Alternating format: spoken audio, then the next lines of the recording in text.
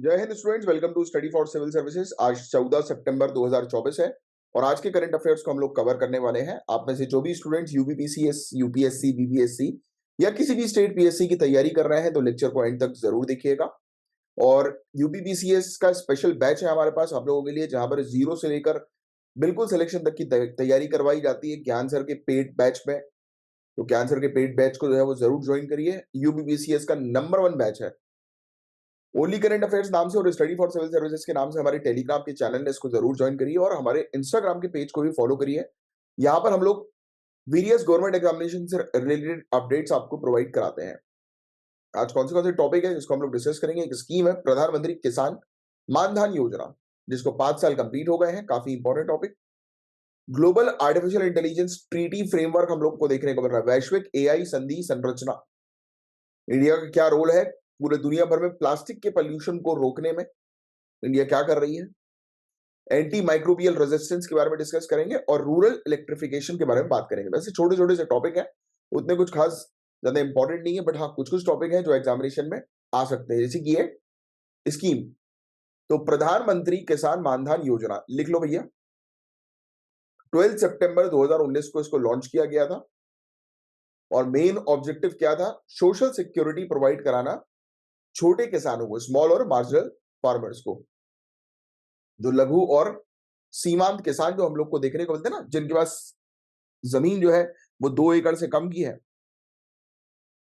तो उनको जो है हेल्प करने के लिए ये स्कीम हम लोग को देखने को मिलती है। इसमें ये इंश्योर किया गया कि किसानों को जो है 60 साल की उम्र के बाद फिक्स्ड पेंशन मिलेगी। क्या मिलेगी? फिक्स्ड पेंशन मिलेगी। इसमें मेनली टारगेट किया जा रहा है किन लोगों को? गांव में रहने वाले लोगों को, जिनकी इनकम जो है वो अनस्टेबल होती है कृषि के सीजनल नेचर के कारण। क्योंकि आपको पता है यार, एग्रीकल्चर पूरी तरह से सीजन के ऊपर आधारित हम लोग को देखने को मिलता है, मौसम के ऊपर आधारित होता है। तो सिंपल चीज, ये स्कीम का मेन ऑब्जेक्टिव क्या है तो आप समझ चुके हैं कि फिक्स्ड पेंशन प्रोवाइड कराना किसानों को 60 साल की उम्र के बाद। क्लियर यहां तक? अब इस स्कीम के बारे में और बात करें हम लोग, तो ये सभी जो स्मॉल और मार्जिनल फार्मर है, जिनके पास 2 हेक्टेयर से कम की जमीन है, उनको जो है ये स्कीम का बेनिफिट जो है वो मिलेगा। इसमें बताया ये जा रहा है कि मंथली पेंशन इसमें 3,000 रुपए जो है वो मिलेगी, या 3,000 रुपए तक जो है वो मंथली पेंशन मिलेगी जब एक किसान जो है वो 60 साल की उम्र क्रॉस करते हैं। इसमें अगर फार्मर की डेथ हो जाती है तो उनकी जो पार्टनर है उनको जो है 50% पेंशन जो है वो मिलेगी, यानी कि 1,500 रुपए पर मंथ। ये फैक्ट बहुत इंपॉर्टेंट है जो आपको ध्यान में रखना है। किसान जो है वो 55 रुपए से 200 रुपए हर महीने जो है वो कंट्रीब्यूट कर सकते हैं। और ये 55 से 200 मतलब कि किस समय पर ये ज्वाइन कर रहे हैं उस हिसाब से ये प्रीमियम होगा, उनकी एज के हिसाब से। और गवर्नमेंट भी इक्वल कंट्रीब्यूशन यहां पर इसमें देगी। नेक्स्ट, किसान जो है उनको कॉमन सर्विस सेंटर के थ्रू उनका एनरोलमेंट किया जाएगा, या फिर अगर वो नोडल ऑफिसर को कांटेक्ट करते हैं जो कि स्टेट गवर्नमेंट के द्वारा अपॉइंट किया गया है।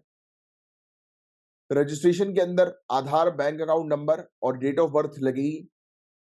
लाइफ इंश्योरेंस कंपनी जो है वो मैनेज कर रही है पेंशन फंड, याद रखिएगा LIC है ये मैनेज करती है इसको। फिर अगस्त 2024 तक 23.38 लाख फार्मर्स अभी तक रजिस्टर्ड हुए हैं। बिहार के अंदर सबसे ज्यादा 3.4 लाख रजिस्ट्रेशन से भी ज्यादा, फिर झारखंड, उत्तर प्रदेश, छत्तीसगढ़।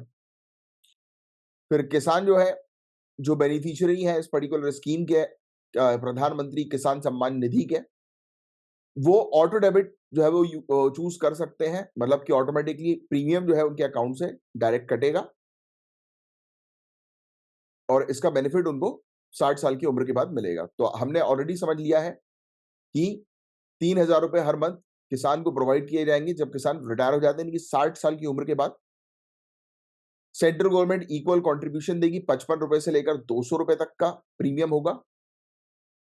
और जो भी एलिजिबल फार्मर्स हैं, राइट, उनके बैंक अकाउंट से ऑटोमेटिकली पैसा जो है वो कट जाएगा, जो इस स्कीम को जो है वो लेते हैं, यानी कि प्रीमियम का पैसा, राइट। और जैसे ही किसान 60 साल की उम्र के होंगे तो उनको जो है वो हर महीने 3,000 रुपए जो है वो मिलना शुरू हो जाएंगे। और अगर उनकी डेथ होती है तो उनकी पार्टनर को जो है 1,500 रुपए 50% जो है वो मिलेंगे। बस दैट्स इट। इस टॉपिक में सिर्फ इतनी सी चीज आपको ध्यान में रखनी है, और अचीवमेंट यही है कि इसने बहुत अच्छा रिकॉर्ड बिहार, झारखंड, उत्तर प्रदेश, ओडिशा में देखने को मिला कि बनाया। ठीक है, टारगेट ये उन्हीं फार्मर्स को कर रहा है, उन्हीं किसानों को कर रहा है जिनके पास 2 हेक्टेयर तक की जमीन है। कुछ प्रॉब्लम्स भी है इस स्कीम की, जैसे कि इतने अचीवमेंट के बावजूद जो है वो काफी सारी प्रॉब्लम्स ये स्कीम फेस कर रही है कि सभी फार्मर्स तक इसकी रीच नहीं है। अभी भी काफी सारे फार्मर्स इससे छूटे हुए हैं, काफी सारे फार्मर्स, किसानों को इसमें पता नहीं है। किसान सिर्फ उन्हीं किसानों को जो है वो ये स्कीम का बेनिफिट मिल रहा है जिनके पास जमीन है, लैंडलेस किसानों को नहीं मिलेगा, तो ये फैक्ट ध्यान में रखिएगा। और स्कीम जो है अलाउ करती है कि ऑटो डेबिट हो जाएगा, पीएम किसान बेनिफिट जिनको मिल रहा है तो उनके अकाउंट से ऑटो डेबिट जो है वो हो जाएगा, और सभी बेनिफिशियरी जो है वो इस फीचर का एडवांटेज नहीं उठा पा रहा है।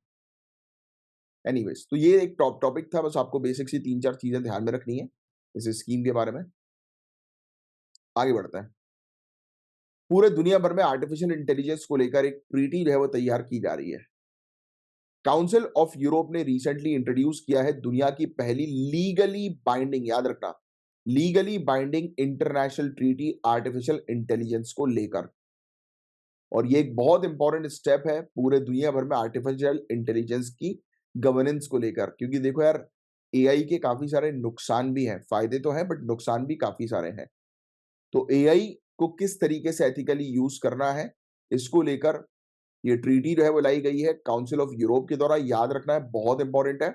और ये ट्रीटी लीगली बाइंडिंग है, मतलब कि ये ट्रीटी जो भी साइन करेगा, जो भी कंट्री, उसके लिए बिल्कुल मतलब फॉलो करना इस ट्रीटी को अनिवार्य होगा, मैंडेटरी होगा।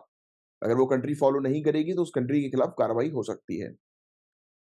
फ्रेमवर्क कन्वेंशन जो है आर्टिफिशियल इंटेलिजेंस और ह्यूमन राइट्स को लेकर, डेमोक्रेसी को लेकर, right, rule of law prioritise करेगा ह्यूमन राइट्स को और डेमोक्रेटिक प्रिंसिपल्स को आर्टिफिशियल इंटेलिजेंस के रेगुलेशंस के लिए। वही एथिकल चीज है कि एआई अगर काम करे तो वो ह्यूमन राइट्स को ध्यान में रखते हुए काम करे, मानवाधिकार को।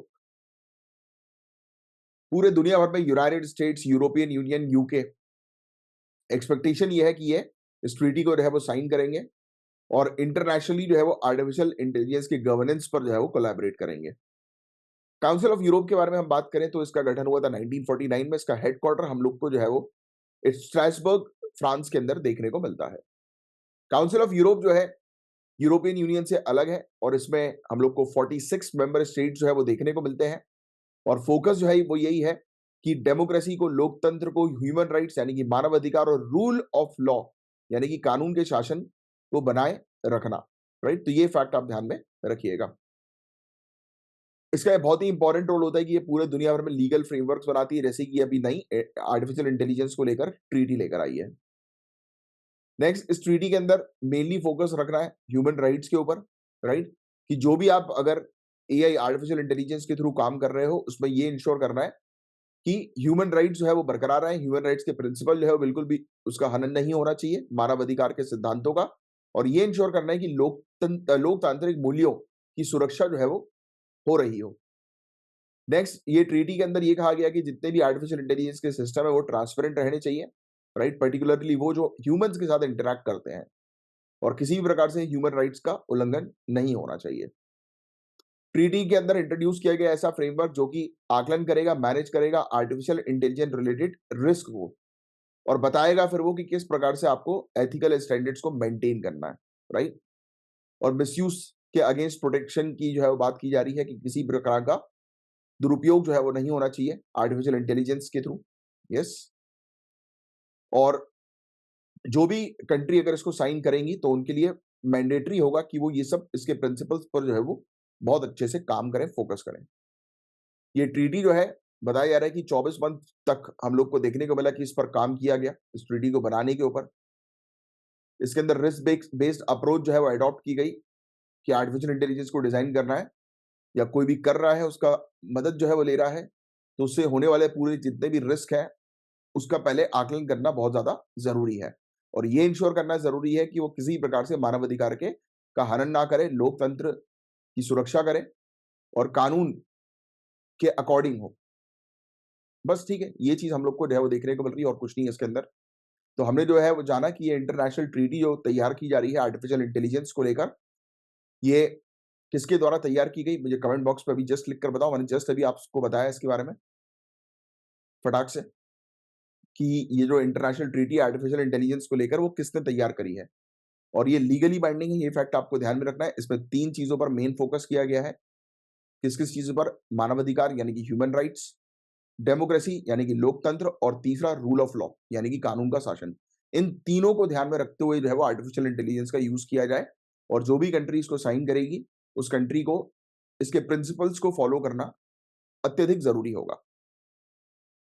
चिंता यही है कि भाई किस प्रकार से ये ट्रीटी जो है वो उसके अंदर कोई भी यानी कि अगर कोई कंट्री अगर वो नहीं कर रही है, फॉलो नहीं कर रही है साइन करने के बाद, तो कोई भी प्यूनिटिव मेजर नहीं है, दंडात्मक उपाय जो है वो नहीं है, जैसे कि फाइन या फिर पेनल्टी ली जाएगी। तो ये भी एक इशू हम लोग को देखने को मिल रहा है। आप कैसे मॉनिटर करोगे कि कंट्री प्रॉपर तरीके से आर्टिफिशियल इंटेलिजेंस का उपयोग जो है वो इनके प्रिंसिपल्स के अकॉर्डिंग करेगी, है ना? तो उस उनको मॉनिटर करने से रिलेटेड कोई अभी एक ऐसी टेक्नोलॉजी नहीं है।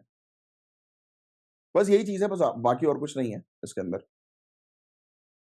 पूरे दुनिया भर में गाइस आपको ऑलरेडी पता है कि प्लास्टिक पॉल्यूशन कितना ज़्यादा हो रहा है। कि रिसेंट स्टडी जो है वो पब्लिश हुई है नेचर में, नेचर जर्नल करके होती है एक, तो उसके अंदर तो हाइलाइट किया गया है कि इंडिया जो है 1/5 पूरे दुनिया भर में प्लास्टिक पॉल्यूशन जो है वो में कंट्रीब्यूट करती है। तो चाहो तो लिख सकते हो ये मेंस में जो है वो मेंशन करोगे तो सही रहेगा। इंडिया अप्रोक्सीमेटली 9.3 मिलियन टन जो है वो प्लास्टिक पॉल्यूशन का हर साल जो है वो जनरेट करती है और पूरे दुनिया भर में सबसे ज़्यादा प्लास्टिक पॉल्यूशन में हम जो है वो कंट्रीब्यूट करते हैं, जो कि बहुत गलत बात है। और ये पॉल्यूशन जो है नाइजीरिया, इंडोनेशिया, चाइना की कंट्री से काफ़ी ज़्यादा है। तो ये चीज़ हम लोग को देखने को मिल रही है। India 9.3 metric tonne plastic pollution जो है वो हर साल प्रोड्यूस कर रही है। 5.8 मेट्रिक टन जो है वो जला दिया जाता है, 3.5 मेट्रिक टन जो है वो रिलीज़ कर दिया जाता है एनवायरनमेंट में मलबे के तौर पर। तो ये चीज़ हम लोग को देखने को मिल रही है और इंडिया जो है वो कंट्रीब्यूट कर रही है नाइजीरिया, इंडोनेशिया, चाइना से भी काफ़ी ज़्यादा। वेस्ट जनरेशन रेट जो है वो इंडिया के अंदर लगभग 0.12 kilogram per capita per day, यानी कि हर एक व्यक्ति कम से कम आप ये कह सकते हो कि 0.12 केजी या 120 ग्राम हर एक व्यक्ति हर दिन प्लास्टिक वेस्ट जनरेट कर ही रहा है इंडिया के अंदर।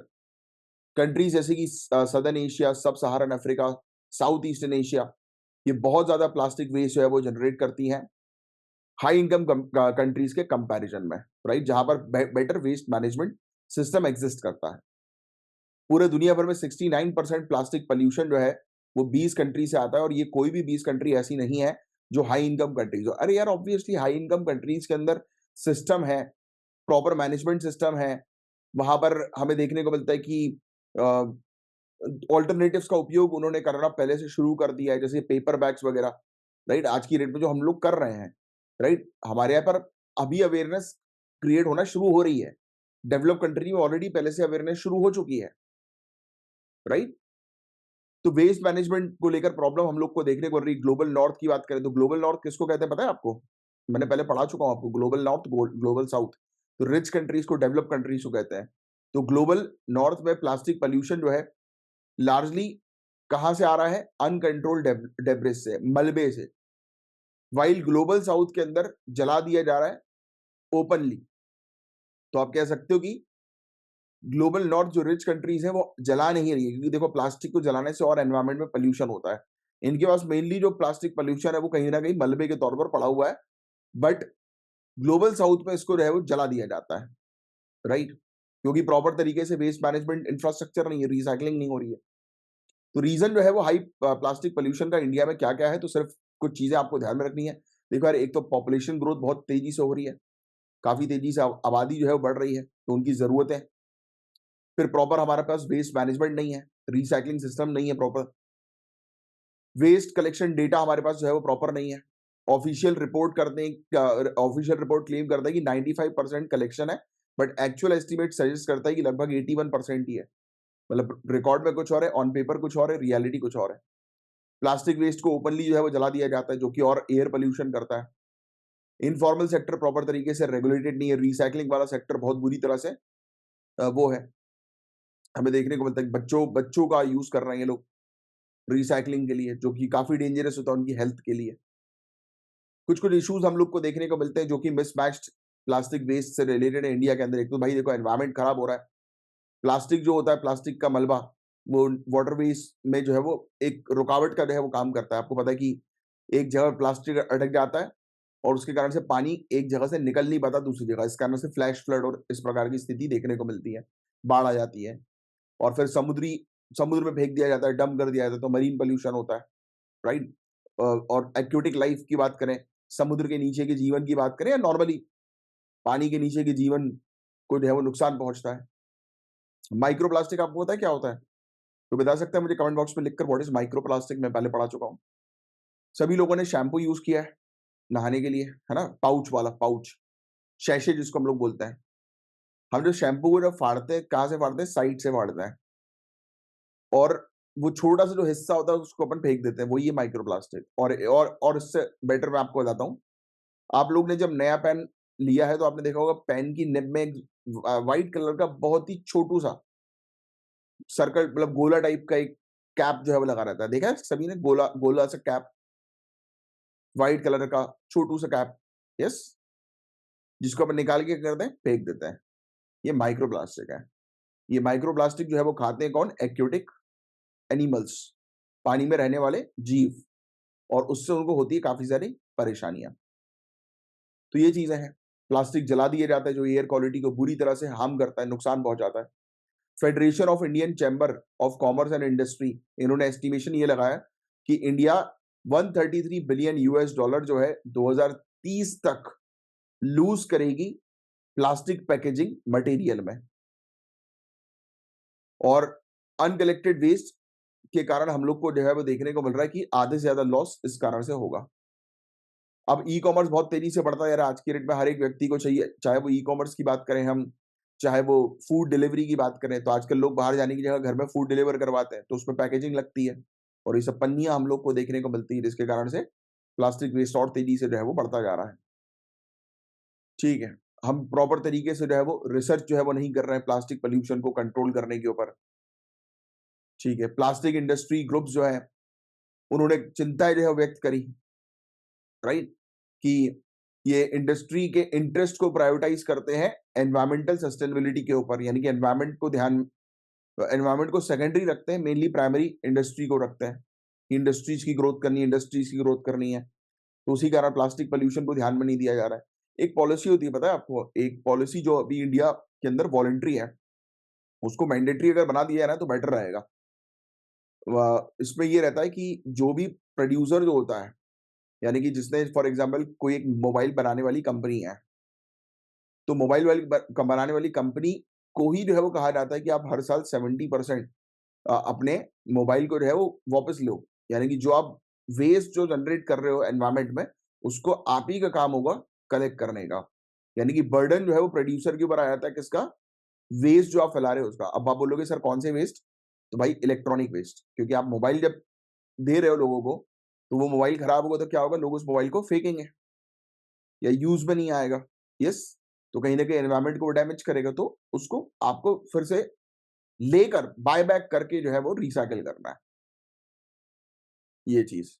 इसको बोलते हैं एक्सटेंडेड प्रोड्यूसर रिस्पॉन्सिबिलिटी। देखो यहाँ पर दिखाओ लिखा हुआ है, जिसके बारे में भी आपको बता रहा था कि एक्सटेंडेड प्रोड्यूसर रिस्पॉन्सिबिलिटी है। अवेयरनेस कैंपेन्स है, राइट, लोगों को अवेयर करो कि लोग जो है वो प्लास्टिक फ्री लाइफस्टाइल पर फोकस करें। वेस्ट टू एनर्जी, आप जितने भी ये वेस्ट है उसको नॉर्मली जलाने की जगह भाई आप अगर आप उसको बर्नर में जला रहे हो तो ऐसी जगह पर जलाओ जिससे कि एनर्जी जो है वो जनरेट हो सके।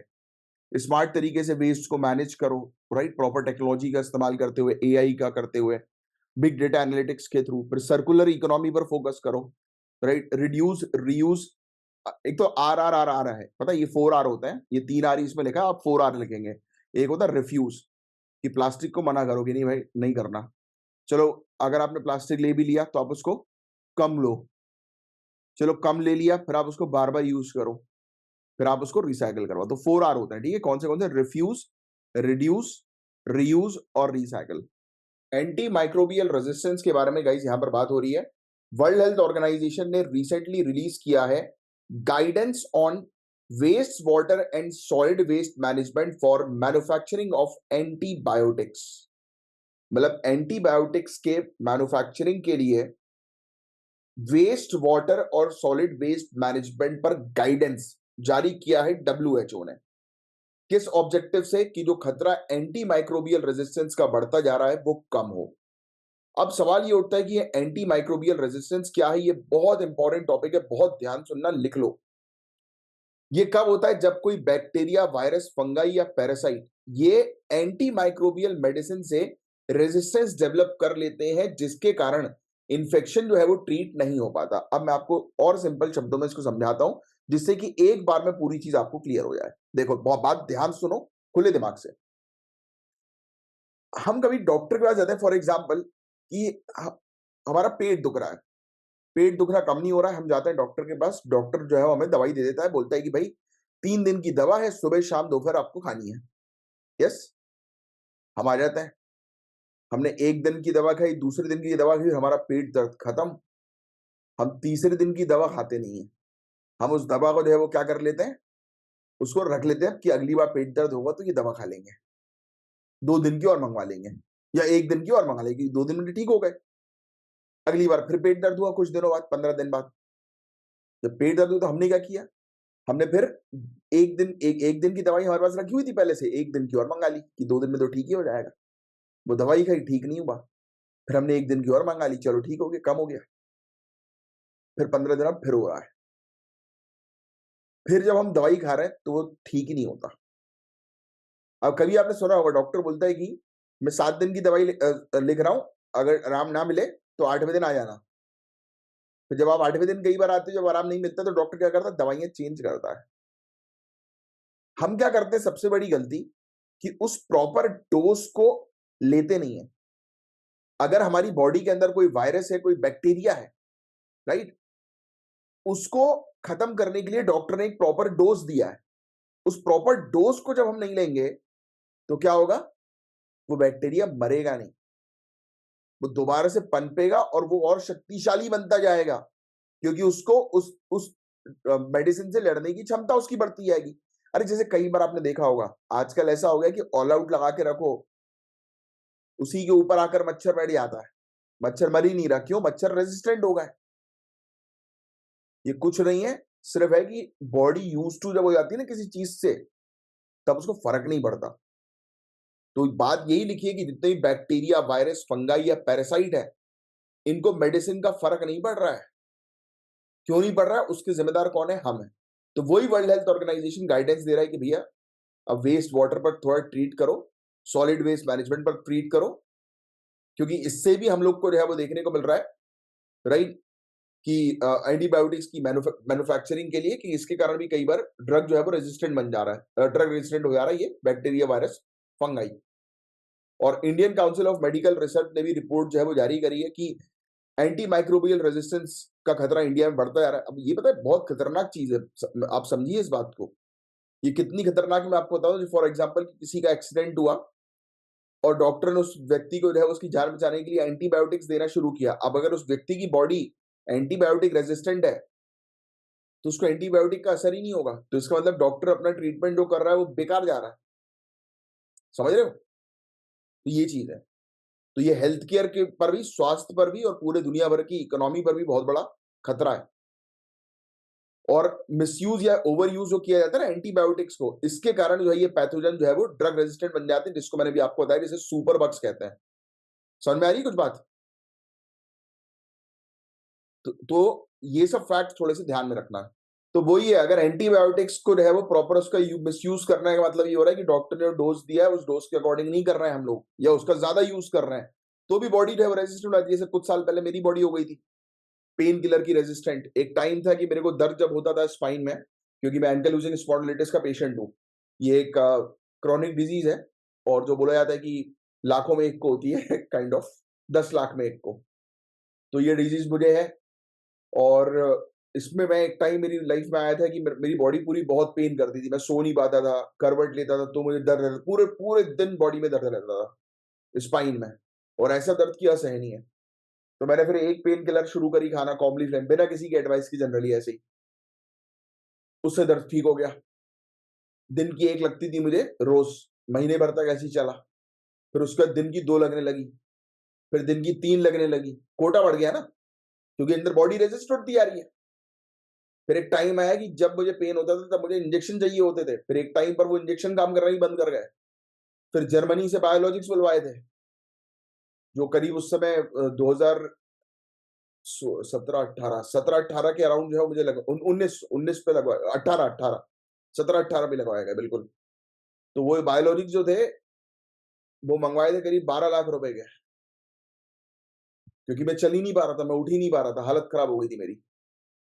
तब जाके थोड़ा मुझे आराम मिला, बट फिर से स्थिति खराब होने लगी। फिर अपन ने फिर खुद से प्रैक्टिस करना शुरू किया, मेडिटेशन, लॉ ऑफ अट्रैक्शन। मुझे मेरी एक स्टूडेंट है जो स्टडी फॉर सिविल सर्विसेज के थ्रू मुझे मिली थी, तो उनका नाम है प्रीति।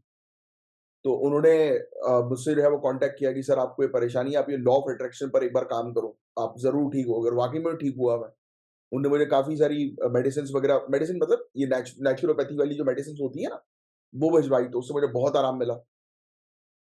और धीरे धीरे करके अब आप लोगों की दुआ भी मिली सभी की, तो उससे मैं ठीक हो गया। तो बात वो नहीं, बात ये है कि एंटी माइक्रोबियल रेजिस्टेंस बड़ा खतरनाक होता है। ये चीज समझना आपको जरूरी है कि मेरी लाइफ इसने ही खराब करी थी, बहुत ज्यादा। लाइफ मतलब प्रॉब्लम तो थी मुझे ऑब्वियसली, बट मैं डॉक्टर के डोजेस के अलावा मैं खुद डॉक्टर बन के डोजेस ले रहा था। जैसे होता है ना कि हर परिवार में एक डॉक्टर होता है, अपन बोलने लगे नहीं नहीं इससे अपन ठीक हो जाएंगे, कोई बात नहीं छोड़ो। भाई यही चीज यहाँ पर इंडिया में गलत है। फॉरेन कंट्री में आप चले जाओ, फॉरेन कंट्री में मेडिकल से आपको एक दवाई बिना प्रिस्क्रिप्शन के नहीं मिलेगी, एक दवाई, और लेटेस्ट प्रिस्क्रिप्शन चाहिए। यहाँ पर तो मेडिकल पे जाओ, पूछो अरे यार भैया यार वो थोड़ा पेट दर्द हो रहा है यार, सर दर्द हो रहा है यार, कोई दवाई दे दो यार। बोले हाँ ये लो। मेडिकल वाला खुद, फार्मासिस्ट खुद डॉक्टर बन के बैठा हुआ है हमारे यहाँ, वो खुद काट के दवाई दे देगा। कभी नहीं करना है गलती। भाई डॉक्टर को पता है आपके सिम्टम्स क्या है, डॉक्टर आपको सही तरीके से ट्रीट करेगा। बट हम क्या करते हैं, हम यही गलती करते हैं, मेडिकल जाके पूछते हैं कि दर्द हो रहा है क्या करें। दूसरी कंट्रीज में देखिए आप, ऐसा बिल्कुल नहीं है। तो वर्ल्ड हेल्थ ऑर्गेनाइजेशन का गाइडेंस है वेस्ट मैनेजमेंट पर। इन्होंने बोला भाई एक पूरा ढांचा दिया तैयार किया पॉलिसी मेकर्स के लिए और फार्मास्यूटिकल इंडस्ट्रीज के लिए जो दवाइयां बनवाती हैं, और ये कहा कि भाई एंटीबायोटिक पॉल्यूशन और एंटीबायोटिक रेजिस्टेंस को रिजॉल्व करना है। ये हालांकि लीगली बाइंडिंग नहीं है, बट ये ट्रांसपेरेंसी और कंसिस्टेंसी प्रमोट करेगा एंटीबायोटिक्स की मैन्युफैक्चरिंग वेस्ट को लेकर। फोकस ये रखा गया है वेस्ट वाटर मैनेजमेंट को लेकर, इको टॉक्सिकोलॉजिकल रिस्क को लेकर, और एंटीबायोटिक पॉल्यूशन पूरी सभी स्टेज में उसके प्रोडक्शन की उसको लेकर। क्योंकि जितना ही एनवायरमेंट में रिलीज होगा उतना वायरस को, बैक्टीरिया को, फंगाई को, ये पैरासाइट्स को क्या करेगा, ड्रग रेजिस्टेंट बनाएगा, क्योंकि उनको आदत पड़ जाएगी इस प्रकार के ड्रग्स की वेस्ट के थ्रू। ठीक है, बस यही चीज है और कुछ नहीं है इसके अंदर। क्यों बढ़ता जा रहा है एएमआर, एंटी माइक्रोबियल रेजिस्टेंस, तो मैं आपको ऑलरेडी बता ही चुका हूं। डॉक्टर फ्रीक्वेंटली प्रेस्क्राइब कर रहे हैं एक ही टाइप की एंटीबायोटिक्स, उनको अलग अलग टाइप की करनी चाहिए, है ना, इससे भी होता है एक तरह की दवाई से। और हम तो है ही क्या, अवेयरनेस है नहीं हमारे पास। हम जो है लिखा है ना सेल्फ मेडिकेट, हम जो है वो क्या कर रहे हैं, सेल्फ मेडिकेट। मेडिकल जा रहे हैं, केमिस्ट के पास, देखो लिखा भी है, केमिस्ट के पास जा रहे हैं और उनसे बोल रहे हैं कि भैया बता दो यार कौन सी दवाई खा ले हम कि ठीक हो जाए।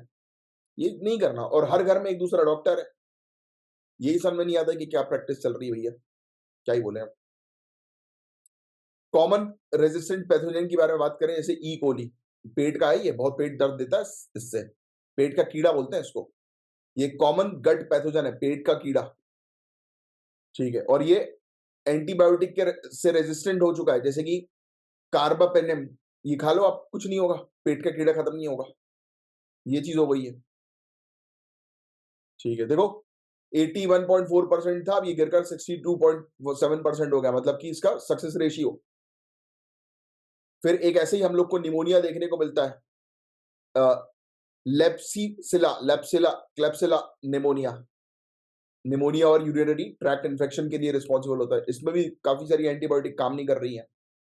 ऐसे ही हम लोग को जो है वो देखने को मिलता है हॉस्पिटल से होने वाले इन्फेक्शन होता है, जिसको एसिनीटोबैक्टर बाउमेनी कहा जाता है। ठीक है, अब एएमआर एंटी माइक्रोबियल रेजिस्टेंस के कॉन्सिक्वेंसेस क्या क्या हो सकते हैं मैं आपको ऑलरेडी बता चुका हूं। अब भाई दवाई से अगर ट्रीटमेंट नहीं होगा तो ऑपरेशन करना पड़ेगा, तो यही सब चीजें हैं, राइट। कीमोथेरेपी, सर्जरी जो और डेंजरस होती हैं, महंगी होती हैं, हेल्थ केयर कॉस्ट बढ़ जाएगा।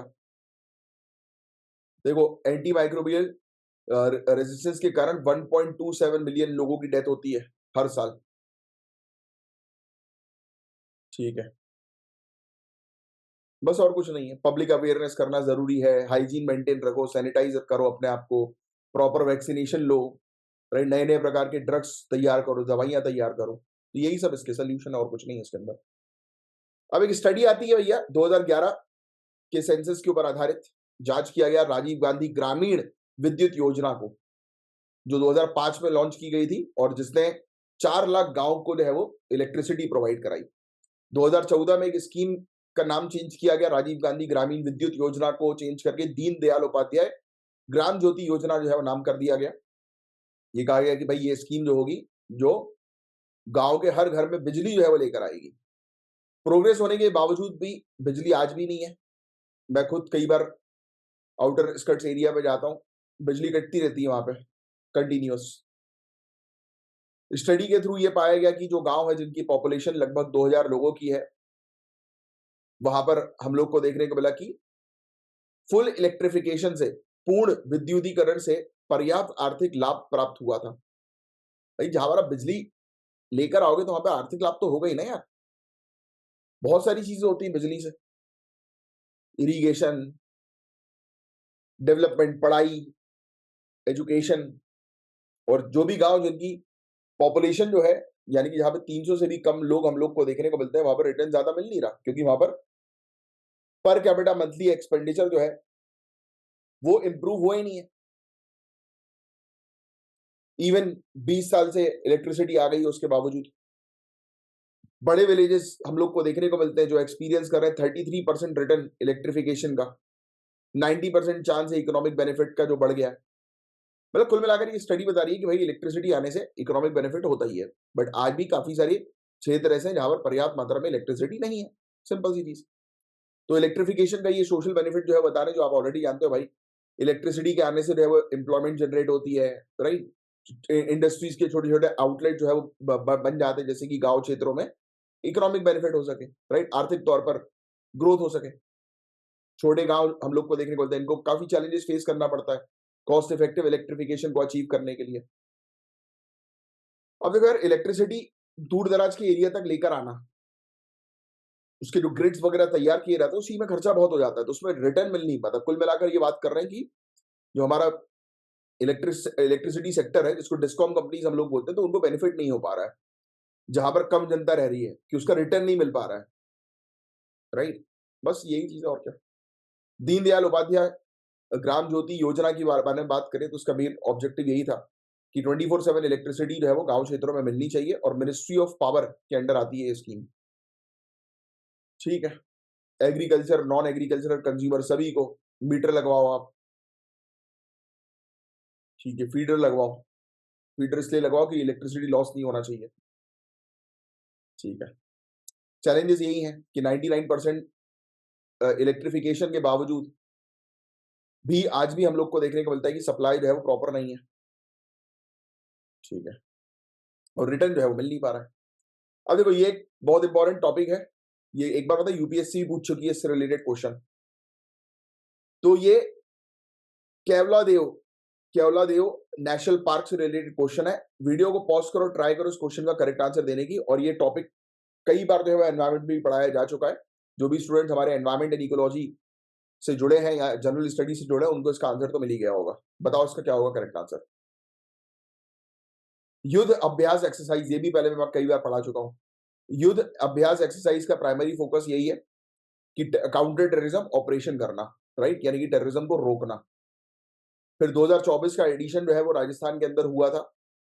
ये हुआ था महाजन फील्ड फायरिंग रेंज में, और ये एक्सरसाइज कंडक्ट की जाती है यूनाइटेड नेशन के चैप्टर 7 के, यूनाइटेड नेशन के चार्टर में चैप्टर 7 के तहत, जिसके अंदर प्रोविजन है सिक्योरिटी काउंसिल के लिए कि वो एक्शंस जो है वो लागू करें और इसमें मिलिट्री मेजर्स जो है वो लें। तो ये एक हम लोग को यूनाइटेड नेशन का देखने को मिलता है, और इंडिया और यूएसए के बीच में ये हर साल होने वाली ज्वाइंट एक्सरसाइज है, और इसके पीछे जो है वो यूनाइटेड नेशन हम लोग को जो है वो देखने को मिलता है कि इन्वॉल्व है, उसका चार्टर। तो ये कुछ फैक्ट्स जो आपको थोड़े से ध्यान में रखना है। और एक और एक क्वेश्चन है आप लोगों के लिए लॉन्ग टर्म एनर्जी सिक्योरिटी गोल से रिलेटेड। जो अभी इलेक्ट्रिफिकेशन की बात करी ना, तो उसी से मिलता-जुलता ये टॉपिक है। इसमें रिन्यूएबल एनर्जी के बारे में भी पूछा गया है इस क्वेश्चन के अंदर। तो ट्राई करिएगा 150 वर्ड्स में इस क्वेश्चन के आंसर लिखने की। अब चलिए हम मिलेंगे मंडे को, तब तक के लिए bye bye, take care, have a great day ahead. जय हिंद।